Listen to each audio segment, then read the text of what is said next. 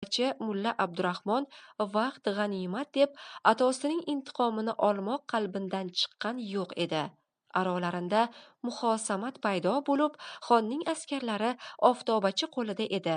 Xonning muqobala qilmoqqa qodir bo'lmay, fuqaroning berag'batligi, aning ustiga Rossiya tarafidan Xo'qand o'tgan bir savdogarning moli mahram degan yerda talon bo'lib, xonni chek arosida uchun, aning javobgarligi uchun Toshkentda fon Kaufman general-gubernatordan savollar kelib turib, ul savollarga javob yozmoqqa komil vazir yo'qligidan yana Mulla Abdurahmon oftobachiga murojaat qilib, bu savollarga nima javob qilsa bo'lur deganda, oftobachi yozibdirki,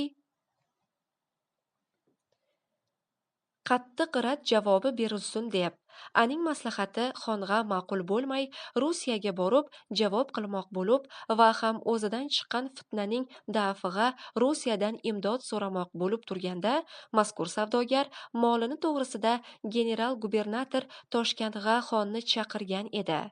60 adad qozoq askari yuborib, Toshkentga noiloj bo'lib bormoqda bo'lib, uch tarafdan siqilib, oxirulamir sakson aroba ko'ch xazina va oimlar, beklar 7 aroba tanga ilan Xo'qanddan Toshkentga jo'nadi. Atobek Noyib degan Namangan hokimini Xo'qandga qo'ydi.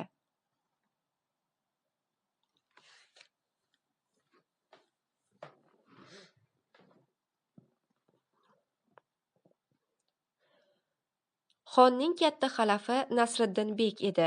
Xo'qandga Andijondan kelib, fuqaroning atvorini ko'rib, oftobachi targ'ibi ilan Xo'jand tarafiga jo'nadi.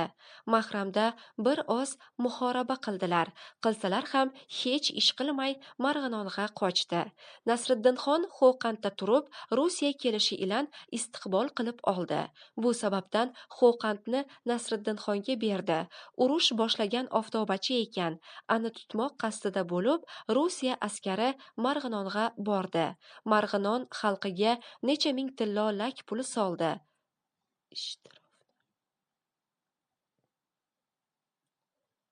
Ishtirofni Sartiyada lak derlar.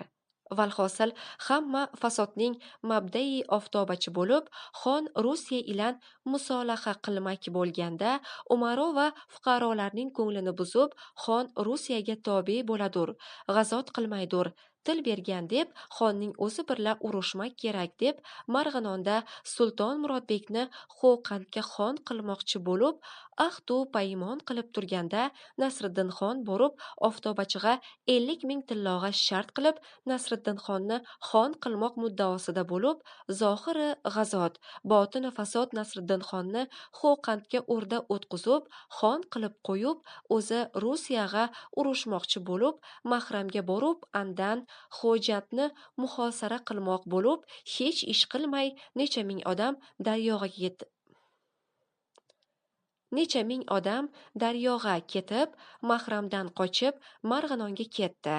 Rossiya Mahramdan o'tib kelib, andin Namangonni oldi. Xo'qand keldi. Onda Nasriddin qarshu olib, orduga tushirib, oftobachini oqtarib, Xo'qandni Nasriddinxonga berib, oftobachi orqasidan Marg'ilon bordi. Marg'ilondan oftobachi qochgan ekan. Fuqaroga topib beringlar, sizlarga hech so'z yo'q va illo qiyin bo'ladur deb pand nasihat qilib turganda, baliqchi qishloqda qo'shin bor deb xabar berilib, to'g'ri anga qarab yurganda, yo'lda to'da qishloqda borguvchi ancha muncha sipohlar bor ekan. Alarning hammasini qochirib, sipoh qatorida bozorchilar otiddi. Andin Namangan o'tib, Namangonda bir necha vaqt Rossiya askari turib, so'ngra Valixon to'ra degan Marg'ilondan kelib, baliqchida bo'lgan Valixon to'ra Marg'ilon kelib, necha g'azot qilaman deb, qochgan sipohlarni jamlab, Marg'ilondan Namangonni olmoqchi bo'lib, baliqchi degan qasabaga kelib yotganda, Namangondan Rossiya askari chiqib, daryo labiga borib, kechasi daryodan o'tib turib, Valixon to'raga Rossiya keldi deb bir musulmon xabar bergan ekan. aning ushlab bog'latib qo'yib, agar Rusiya munda kelsa, sening so'zing rost deb o'zlari o'yinga mashg'ul bo'lib, to sahargacha kokil o'ynatib, so'ngra uxlab, qotib qolib, subhda Rusiya birdan to'p qo'yganda uyqudagi bechoralar turib qochgani, ovora bo'lib, ba'zi nodon odamlar Rusiya qochganni otar emish degan so'zlarga ishonib, qochmasdan otilib va qolganlari qochib, bechora xabarchi stunda bog'lanib qolganicha ul imoratga o't qo'yilib, ihroq binnor bo'lib o'ldi. Bu tarafda Namangonda Botur To'ra degan kishi chiqib, eski sipohlardan yig'ib, muhoraba qilmoq bo'lib, 3-4 ming odamni jamlab, To'raqo'rg'onning g'arb tarafidagi Sarsonchap degan qirga askar yig'ib, ulamolar so'zlariga quloq solmay harakatda erdilar. Banogoh Rusiya saraskari Glovachup Banogoh Rusiya saraskari Glovachup degan ekan. Iskobilov general amri ilan To'raqo'rg'onda yov chiqibdur deb dasht ilan Rusiya askari Namangondan chiqib Botur To'raga yurib kelganda, o'shal kun panshanba kuni To'raqo'rg'on bozori edi. Qiblagohimga mehmon bo'lib kelgan Sulton, Ponsat va Sarimsoq degan kishilar Qipchoqiya kattalaridan edilar. Alarni mehmon qilib, to'ma mehmoni bo'lib, nonushtadan keyin edi. Shavla qilgan ekanlar. Olib chiqib yeb, yarmidan o'tgan edi, birdan shimol tarafdagi qirdan to'p ovozi chiqib qoldi. Mehmonlar darhol asboblarini bellariga bog'lab, qo'shinlariga chopdilar. Muallifi kitob ul vaqtda 15 yoshimda xatu savodim chiqqan talaba edim. Birdan qoch bo'lib, har kim o'z holiga ovora bo'lib, qiblagohimiz o'z hollariga qayon ketdilar, bilmadik. Bizlar o'z mahallamizdagi xotunlar, bolalar ilan qochib, bir bog'da yotdik.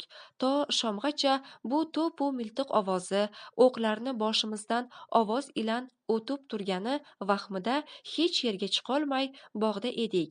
Banogoh namozi shomda katta ko'chag'a, darvozamiz oldig'a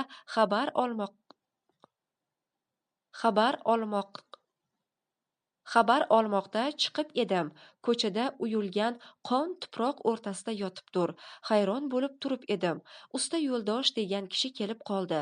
Aydi: "Hoy to'ram, qoching, mana yana otib kelib turibdur."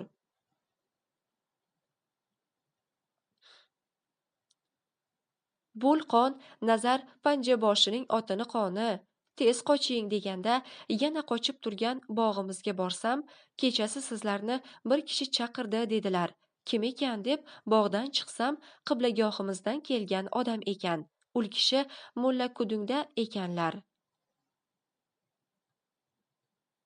Borib, bolalar asir bo'ldimu yoki otilib o'ldimu, eson omon ko'rmak muyassar bo'lsa edi deb Yusufxo'ja va Muhammad Zohid degan kishilarni yuborgan ekanlar. Alar bizlarni olib kecha ilan jo'nadik. Qariyb 100 adad jon, 2 volidamiz, 2 hamshiralarimiz, bular kichik 7-6 yoshlarinda edi. Kechalab bordukki, qiblagohimiz Muhammad Rahim Hofiz degan xalifalarimiz yangida ko'cha og'ziga katta o't qo'yib, xabarga qarab, oq xabar yo qora xabarmi yoki hayot ko'rmak muyassar bo'lur deb turganlarida birdan ko'chadan chiqib bordik. Ana ko'ring, yig'isig'i har kim o'z bolasiga qulochini yozib yig'lamoq, qariyb 1,5 soat yig'lashib, so'ngra bizlarni va birga borganlarni to'ydirib, farsa ahvol bo'ldi. Go'yoki biz muhorabadan kelganbiz. Bu muhoraba Botur To'raning askar yiqqandan bo'lg'on edi. O'zlari qochib ketib, To'raqo'rg'on